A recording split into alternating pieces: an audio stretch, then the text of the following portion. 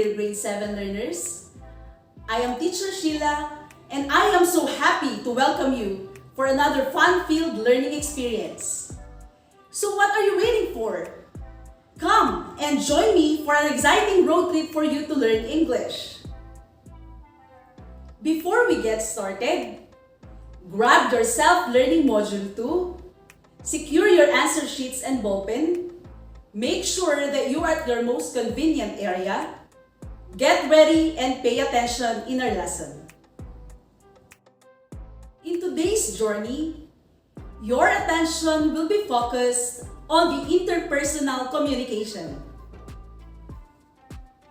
By the end of this video lesson, you should have been able to define what interpersonal communication is, identify interpersonal communication processes, nature and elements, and use variety of strategies for an effective interpersonal communication. To begin, let's assess yourself by answering each item that follows. Get your pens and paper and try to answer each item with yes or no. When talking to someone, do you use appropriate body language to show you are listening? Say eye contact or nod head?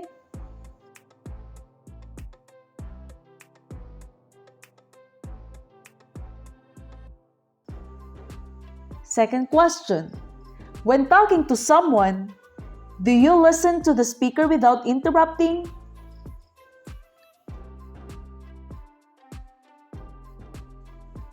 Third question. When talking to someone, do you repeat what the speaker said or ask questions to make sure you have understood correctly?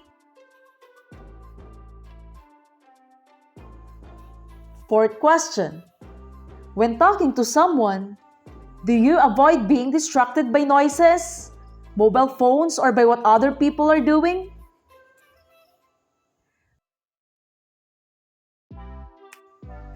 Fifth question. When talking to someone, do you avoid being distracted by the mannerisms, speaking style, clothing of the person speaking? Did you answer yes to most of the questions?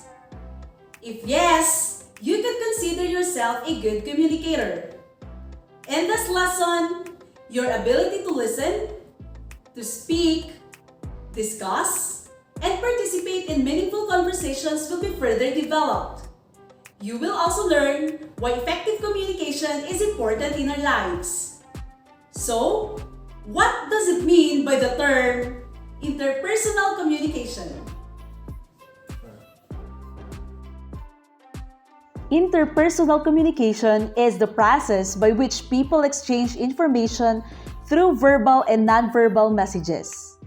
It often includes face-to-face exchange of information in a form of voice, facial expressions, body language, body posture, body movements, and eye contact.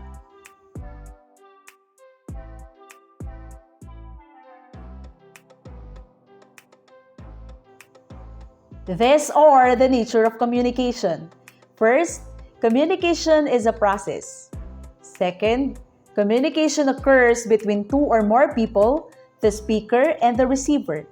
Lastly, communication can be expressed through written or spoken words, actions, or both spoken words and nonverbal actions at the same time. How does the communication process works? In order to successfully communicate, it is important to understand how the process works. Here are the 7 steps in the communication process. First, the sender develops an idea to be sent. The beginning of the communication process involves the sender creating an idea that they plan to send to another person or group of people. Essentially, they are planning the overall subject matter or information they want to transmit.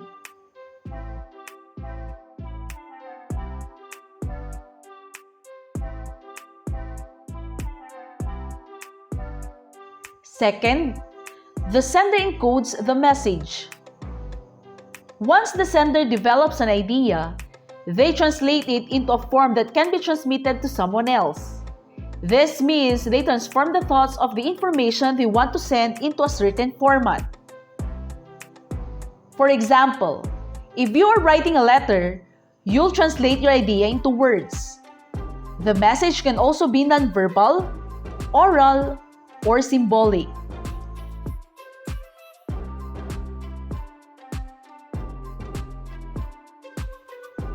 Third, the sender selects the channel of communication that will be used. The sender decides how the message will be sent. This involves selecting the most suitable medium for the message they're relaying. Some communication mediums include speaking, writing, electronic transmission, or nonverbal communication. If you're communicating at work, make sure to select the proper and most professional channel of communication.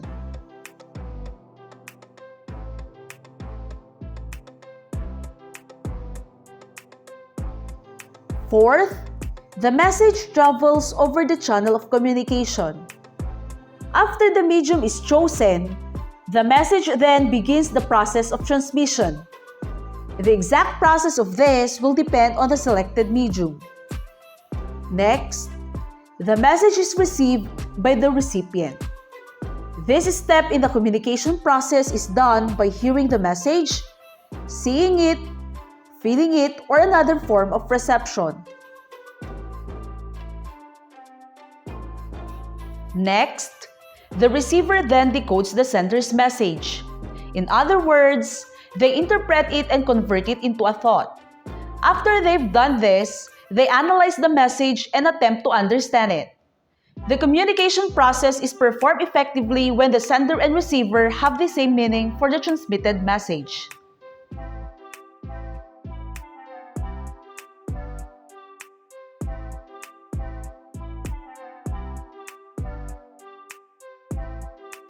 The receiver decodes the message.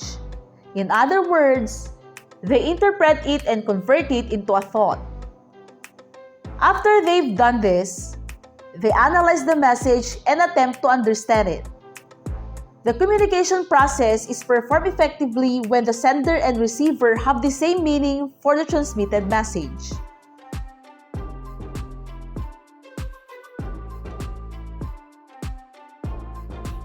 Lastly, unless it's a one-way communication, the receiver will provide feedback in the form of a reply to the original sender of the message. Feedback provides the recipient with the ability to ensure the sender that their message was properly received and interpreted. Between two people, this is two-way communication. These are the elements of interpersonal communication. First, the communicators. Interpersonal communication involves at least two people exchanging messages face-to-face. So while one person is talking, the other should be listening while nodding, smiling, responding appropriately to the information conveyed. Second, the message. For two people to communicate, there must be an exchange of messages or information. The message can be nonverbal or verbal. The emotional attitude you portray can distort or make your message clearer. Third, feedback. Feedback is an essential interpersonal communication because it portrays what the receiver understood.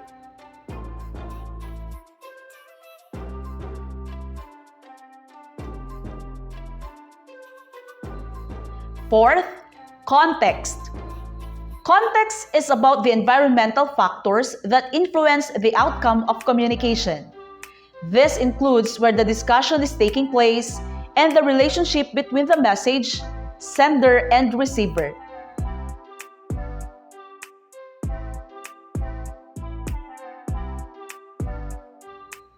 Fifth, channel of communication. Channel is the means through which the message is conveyed. For example, during face-to-face interpersonal communication, you can pass a message through your voice and your eyes. So, the channel of communication affects the interaction. Lastly, the noise. Noise is anything that disfigures the message. So, if you are relaying a message and you're using jargons or referring to cultural differences, you are creating noise. Interpersonal communication should flow. Therefore, you have to communicate efficiently without using unrelated details to your messages and without using difficult words. These are the characteristics of effective communication. First, effective communication requires the message to be clear and concise, accurate, relevant to the needs of the receiver, timely, meaningful, and applicable to the situation. Second, effective communication requires the sender to know the subject well, be interested in the subject, know the audience members and establish a rapport with them, speak at the level of the receiver, and choose an appropriate communication channel. Third, the channel should be appropriate, affordable, and appealing. Lastly, the receiver should be aware, interested, and willing to accept the message. Listen attentively, understand the value of the message, and provide feedback. There you have it. At this point, let us see how well you understood the discussion through our final challenge. Are your pens and paper ready? Let's begin! Which statement about nonverbal communication is correct? Letter A, it is easy for a nurse to judge the meaning of a client's facial expression. Letter B, the nurse's verbal messages should be reinforced by nonverbal cues. Letter C, the physical appearance of the nurse rarely influences nurse-client interaction. And letter D, words convey meanings that are usually more significant than nonverbal communication.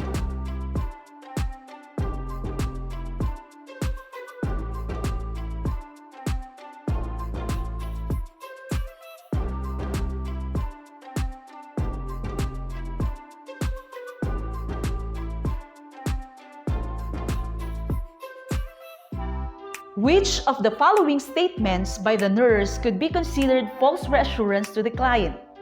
Letter A, I understand your concern about the surgery, but at your age, there's nothing to worry about.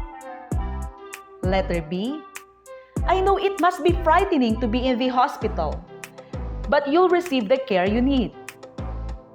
Letter C, it's a difficult time for you, but be assured that I'm willing to listen to anything you have to say. Letter D, no, I've never lost a close relative to cancer, but I can understand how difficult it must be for you.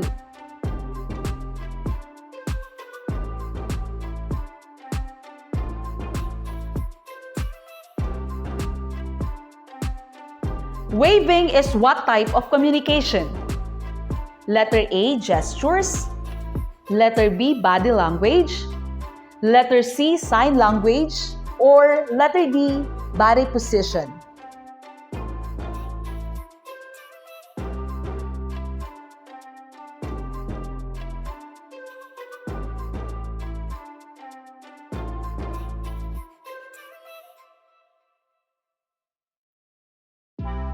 Did you enjoy the activity?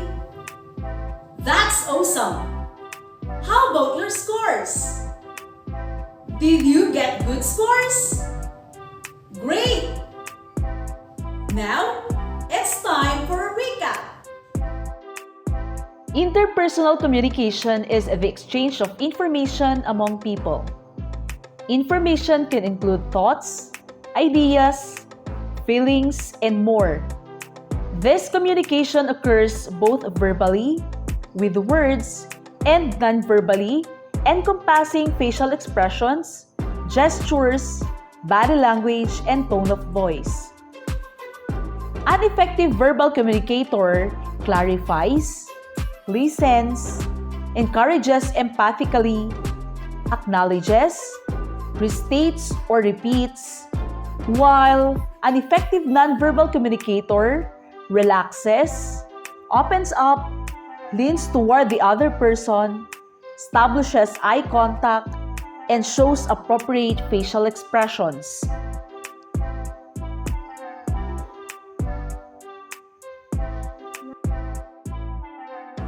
Well, that wraps up our lesson for this week. I hope you had fun from our learning road trip through this video lesson. Now, you're all set to complete the exercises in your self-learning module for Quarter 4, Week 2. Again, this is Teacher Sheila reminding you to stay home, stay safe, and stay positive. Goodbye!